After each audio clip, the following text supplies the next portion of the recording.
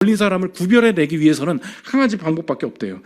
불을 피워놓고 감자 이렇게 구워놓은데, 그러고 나서 들어가가지고 가져오라고 다 시킨대요. 어쩔 수 없이. 들어가는데 뜨거 하고 나오는 사람은 그게 정상이에요. 근데 진짜 한센병의 특징이 뭐냐? 들어가는데 그냥 웃으면서 가지고 나온대. 몸은 다 들어가는데. 그렇게 증명한다는 거예요. 우리의 인생이 이미 지금 현존하고 있는 게 무엇입니까? 날 지키고 있는 게 뭐예요? 고난은 불쾌해야 돼요. 고난은 나를 찔러야 돼요. 왜요? 그래야 내가 살거든요. 이미 고난은 나는 느끼지 못하지만 고난은 나를 살리고 있습니다. 여러분 생각해 보십시오. 내 인생의 물리적인 고난도 없어 보면 이런 게 느껴지는데, 이런 게 보이는데, 내 인생의 영적으로 한번 생각해 보십시오. 아무 고민이 없어요. 내 인생이 너무 잘 풀려요.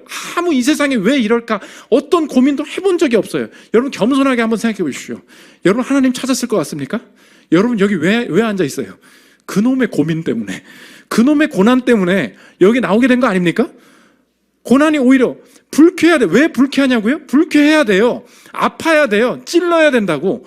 그래야 다시 주님 찾고 주님을 느낄 수 있다는 것입니다. 그래서 이 동일한 방식으로 생각했던 게 C.S. 루이스예요. 자기가 무신론자였다는 거예요. 말도 안 되는 소리 하고 있네. 근데 내가 말이 안 됐다는 거예요. 그 절대적인 그것 때문에. 들어보십시오. 명백히 무자비하고 명청해 보이는 우주에 쏟아내는 선한 무신론자의 저항은 사실상 한없이 소중하고 믿을 만하다고 인정하는 무언가에 바치는 무의식적인 존경의 표현이다. 어떻게 하나님이 있다면 이런 일이 벌어질 수 있어 라고 말하는 무신론자의 말이 뭐래요? 존경의 표현이라는 거예요. 만일 사랑과 정의가 인간 개인을 넘어서는 객관적인 근거 없이 오로지 자신의 사사로운 기분에 지나지 않는다면, 그리고 그가 그것을 깨닫는다면 무신론자는 화내고 있을 수 없기 때문이다. 하늘이 사랑과 정의를 외면한다고 규탄하는 것 자체가 더 높은 하늘에 사랑과 정의가 자리 잡고 있음을 어느 정도 염두에 두고 있다는 뜻이다.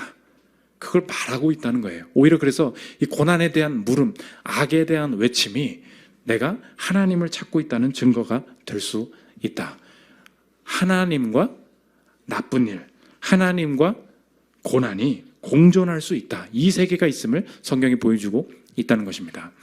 두 번째로 살펴볼 것은 고통의 반응입니다. 우리가 고난의 이유를 다 알 수 없어요. 그럼에도 하나님이 동행하신다. 이것을 우리가 신앙으로 받아들일 때 잘못 가게 되는 오류가 있다는 것입니다. 고통의 이유를 어떻게 다 압니까? 다 모르죠. 여러분 그 일을 왜 겪었어요? 몰라요. 우리 교회 최근에 오신 분들은 잘 모르는데, 제가 예전 설교 때 많이 있는데 저도 제 인생에 벌어진 일을 모릅니다. 제가 아시죠? 귀에서 지금 삐소리 계속 난다고.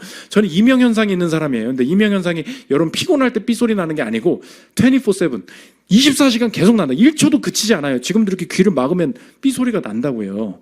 어떻게 그렇습니까? 무슨 이상해요. 그래요. 아무튼 지금 그래서 고등학교 때 왜 이러냐, 이게 너무 힘들었어요.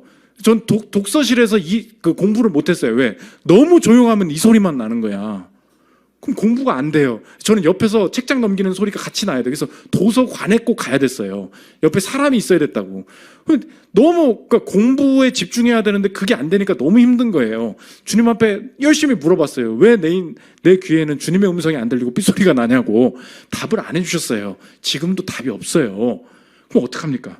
이유가 있겠지. 이유를 잘 못 찾잖아요. 이런 상황, 여러분들 이런 게 있지 않습니까? 왜 우리 집에만 애매하게 이런 게 있고 이런 일이 벌어졌고 왜 이때 이런 게 됐고 내가 하필 왜 이 사람, 모르죠. 문제는 뭐냐? 고난의 이유를 다 알 수 없다라고 말할 때 잘못 내리게 되는 결론이 있다는 것입니다. 두 가지인데, 첫째로 뭐냐? 이유를 알 수 없으므로 내 인생은 애매하다는 거예요. 애매하다. 이 말이 틀렸다는 것입니다. 15절 한번 보십시오. 내가 거기 있지 아니한 것을 너희를 위하여 기뻐하노니 이는 너희로 믿게 하려 함이라. 그러나 그에게로 가자 하시니, 아니 예수님 나사로 좀 살려주시지요 라고 했을 때 예수님 대답이 뭐냐? 내가 거기 없었어. 그런데 거기 있지 아니한 것을 너희를 위해서 기뻐한다. 무슨 말이에요? 나사로를 당장 살리지 않은 것이 하나님의 기쁘신 뜻 가운데 있다는 거죠. 그 뜻이 뭐예요? 나중에 나사로가 살았죠. 그런데 지금은 그 뜻을 몰라요. 그러면 하나님의 분명한 뜻이 있어요, 없어요? 있어요. 그런데 이 고난만 바라보면 내가 이유를 알아요, 몰라요? 몰라요. 요 이유를 모르니까 내 인생 전체 적용을 어떻게 하느냐? 내 인생은 되게 애매하다는 거예요. 이게 착각이라는 것입니다. 뭐가 애매해요? 네 인생의 고난의 이유를 다 알 수는 없어요. 그런데 내게 지금 현재 주어주신 하나님의 분명한 뜻이 있습니까? 없습니까? 있어요. 그걸 붙들고 살아야 된다는 거예요. 그러니까 고난당한 자가 하나님의 분명한 뜻이 있음을 믿을 때 나타나는 신앙생활의 실천적이고 적용적인 현상이 뭐냐? 그게 단순함과 기쁨이에요. 심플리시티. 단순해야 된다고. 그래서 목사도 이렇게 상담을 하지 않습니까? 그러면 내가 감당해내기도 어렵겠다라고 그 고난을 겪으신 분들이 많이 와요. 근데 이제 그 고난을 겪고서 1주, 2주, 한 달, 2달, 1년, 2년 지나지 않습니까? 그럼 목사님, 2년을 지나도요, 이렇게 목사님한테 와가지고 이상한 소리를 하는 분들이 있어요. 이렇게 계속 물어봐. 목사님, 이 질병의 뜻이 무엇일까요? 아직도 저는 그걸 못 찾겠어요. 목사님, 이 친구가 왜 죽었을까요? 정말 저는 그 죽음의 뜻을 모르겠어요. 나도 모르겠는데 그걸 왜 나한테 말하냐는 거예요. 저도 잘 모르겠어요. 왜 그랬는지. 근데 그걸 계속 들을 때 처음에는요, 저도 그런 게 왜 주님의 뜻이 있겠죠. 우리 같이 기도합니다. 근데 몇 년 지나잖아요. 그 얘기를 또 하잖아요. 계속 들어요. 그때 제가 목회적으로 드는 생각이 거예요. 성도님, 진짜 해주고 싶은 말이 그거예요. 성도님께 필요한 건 지금 내가 절대 알 수 없는 그 고난의 이유를 분석하고 찾으려 드는 그 깊이 있는 묵상이 필요한 게 아니고요. 이제 일상을 좀 더 기쁘고 평범하게 보내는 훈련이 필요한 것 같아요. 그 얘기를 해주고 싶어요. 왜 그런지 아십니까? 고난이 우상이 된 거예요. 너무 나한테 큰 일이죠. 맞아요. 이유를 알 수 없죠. 그래서 되게 애매하죠. 맞아요. 문제는 뭔지 아십니까? 그 애매함 모르겠는 것이 내 인생 전체에 적용이 된다고. 고난의 이유는 모르는데 내 인생에 주신 하나님의 분명한 뜻이 있습니까? 없습니까? 있어요. 그걸 붙들어야 되거든요. 근데 인생 전체가 애매해지는 거야. 고난 자체가 우상이 되는 것입니다. 고상한 고민 그만해야 되는 거예요. 이게 고난당한 자의 실천적인 적용이에요. 여러분의 인생 지금 왜 그랬는지 모르겠죠. 그 일이 왜 벌어지는지 모르겠죠. 그때 해야 될 일이 무엇이냐 하십니까? 그리스도가 내 안에 살아계신다. 기쁘신 뜻이 분명히 있다. 그러면 가끔은 그 고난에 대한 고민을 덮어야 된다고요. 너무 그거 가지고 기도를 많이 하시는 분은 그 성경을 좀 덮어야 될 필요가 있어요. 목사가 이런 얘기를 하는 게 이상할 수 있는데 이해를 하고 들으십시오. 그런 분들은요, 오히려 유튜브를 켜야 돼요. 오히려 유머 동영상을 좀 봐야 된다고. 재밌는 이야기 좀 맨날 만나면요 너무 힘들어요. 근데 문제가 보면 진짜 고난 때문에 힘든 게 아니야. 고난이 삶을 먹어버렸어. 기쁘신 뜻이 없어져 버렸어요. 기쁨이 없다고, 단순함이 없다고. 이렇게 되면 안 된다는 것입니다. 뭐가 애매해요? 오늘 첫 번째 적용이 뭐라고요? 애매하지 않아요. 분명한 뜻이 있다고요.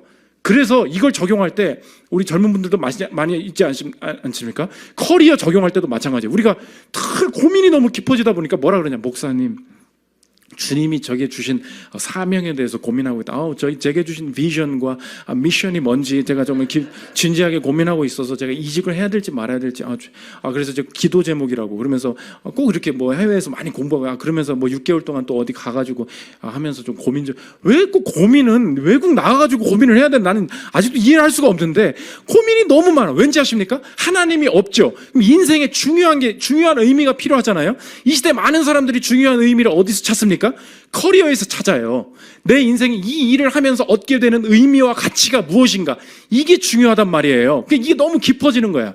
근데 앨런 노블이라는 우리 그 교수님 뭐라 그러냐, 그러지 않다는 거예요. 내 인생에 중요한 게 뭐냐, 그리스도께서 내 인생을 귀하게 여기셨고 그리스도 안에서 내 인생이 가치 있냐, 그러면 그리스도인들이 이 땅을 살아갈 때 커리어가 우상이 된 상황 속에서 취해야 될 행동이 뭐냐, 아무거나 할 수 있다는 거예요. 들어보십시오. 이런 식으로 생각하면 하나의 옳은 커리어를 선택해야만 한다는 부담감에서 해방된다. 들어보십시오. 무엇이든 생계를 유지하게 해주고 떳떳하고 이웃에 도움이 되는 일이라면 좋은 일이다. 그 일이 우리의 정체성을 결정하거나 존재를 정당화하거나 심지어 우리의 목적을 결정하지도 않는다. 그 일은 단지 오늘 하기에 좋은 일일 뿐이다. 이렇게 살 수 있다는 거예요. 왜? 주님 만났거든요. 주님만이 내 존재의 목적이시거든요. 그러면 직업 정할 때 어떻게, 주님, 내가 고상하게 그 말씀을 아직 못 받아가지고 주님의 음성을 들을 때까지만 당장 돈이 없어요. 그럼 어떡합니까? 이렇게 정하라는 거예요. 기준이 뭐래요? 생계를 유지하게 해주고 떳떳하고 이웃에 되는 도움이 되는 일이다. 내가 어떤 직업에 어떤 직책에 어떤 연봉을 받는지 그게 내 인생을 결정짓지 않는다는 거예요. 그럴 때 내 인생이 회복되는 게 무엇입니까? 단순함과 기쁨. 왜 그 직장에 보내셨어요? 몰라요. 나한테 제발 와서 묻지 마세요. 에? 그 회사에 주님이 분명히 그 사장이 나한테 이 부서로 보내기로 했대. 근데 여기를 갔대. 주님의 뜻을 모르겠대. 나도 모르겠어. 저도 진짜 모르겠어요. 미안합니다. 제가 그게 영빨이 안 돼서 난 모르겠어요. 근데 그 모르겠는 게 삶 전체를 먹어버린다고.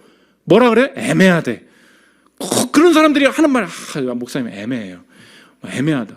그 소리 그만하라는 거예요. 왜? 분명한 게 뭐야? 분명한 거. 여러분 기도할 상황을 주시지 않았습니까? 섬길 수 있는 사람을 주시지 않았습니까? 예배드릴 수 있는 환경을 주시지 않았습니까? 거기서 골라요. 거기서 택해요. 거기서 행동을 하라고. 할 수 있는 일들이 너무 많아요. 그래서 미국에서도, 미국에 이렇게 토네이도가 불지 않습니까? 그러면은 중서부 지방에서는 그 세큘러 해가지고 그러니까 종교 생활을 많이 안 해요. 오히려 종교 생활을 안 하는 사람들은 토네이도가 불어온다 그러면 막 장마가 언제 오냐 일기예보 하고서 막 준비하고 잘한다는 거예요. 근데 통계적으로 보면은 남부 지방에, 그러니까 뭐 기독교가 됐든 종교인들이 많은 곳에서는 오히려 퍼져가는 게 뭐냐? 숙명론이라는 거예요. 바람이 오면 우린 그냥 날아간다는 거예요. 우린 그냥 날아간다는 거예요. 그래서 그냥 바람과 함께 다 사라져 버리신다는 거예요. 통계적으로. 왜냐? 종교가 있어. 신앙을 얻었어. 근데 신앙에 보여주는 게 뭐예요? 우리가 하나님 앞에서 고난의 이유를 잘 알 수가 없다. 맞잖아요. 철학적인 건 좋아. 근데 삶의 결론이 뭐예요? 그러므로 애매하다는 거예요. 삶이. 판때기 세우면 되는데. 그렇잖아요. 대비해야 될 거 아닙니까? 그래서 1세기의 그리스 철학자들이 그렇게 고난이 막 재앙이 벌어지고 지진이 벌어지고 그럴 때 고난의 이유는 무엇인가 맨날 철학자들이 고민만 하고 있을 때 1세기 초대 교인들이 유일하게 했던 일이 뭐냐? 전염병이 퍼지고 지진이 났을 때 끝까지 그 사람들의 손을 만지고 발을 만지면서 케어했던 사람들 다 그리스도인들이라는 거예요. 고난이 있을 때 분명한 거, 내 앞에 악이 있잖아. 내 앞에 아픈 사람이 있잖아. 같다는 거예요. 애매하지. 이유를 모르지. 그런다고 해서 누가 철학적으로 남아있으래. 뭐가 애매하니? 내 앞에 사람이 죽어가고 있는데. 그걸 행하는 거예요. 여러분 앞에 지금 분명한 게 있지 않습니까? 도울 수 있는 사람이 있죠. 기도할 수 있는 기도의 자리가 있죠. 예배 드릴 수 있는 상황이 있죠. 내가 전도할 수 있는 사람이 있죠. 뭐가 애매해요? 고난의 속임수예요. 여러분이 고난 당해서 어려워하는 거 압니다. 누가 인생 전체를 애매하게 만들래요? 이게 속임수라는 거예요. 그래서 악을 완벽하게 해석하고 완벽하게 해결하려고 하는 사람들이 이 땅에 더 큰 악을 낳았다는 거예요. C.S. 루이스가 자신의 에세이에서, 에세이 제목이 뭐냐? 나는 왜 반전론자가 아닌가? 전쟁은 없어져야 된다. 전쟁은 하면 안 된다는 그 사람들 말 믿지 말라는 거예요. 왜? 이 땅에 온전한 악은 있을 수가 없고 실제로 선한 것을 만들어내는 사람들 보면 당면한 부분적인 일들에 대해서 집중하는 사람들이라는 거예요. 한번 들어보십시오.